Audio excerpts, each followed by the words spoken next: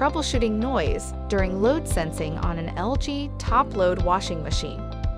If the start button on your LG top-load washing machine is pressed, but the water does not fill immediately and the machine is making a clicking noise, this is part of the high-efficiency process, and there's no need to worry.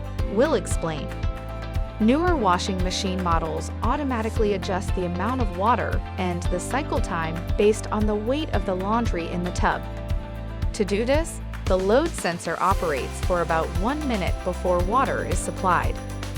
Before detecting the laundry weight, the washing plate moves to the left and right to align the motor gears. At this time, it may cause a clicking noise. After aligning the motor gears, the tub rotates for about 30 seconds in one direction to detect the weight of the laundry.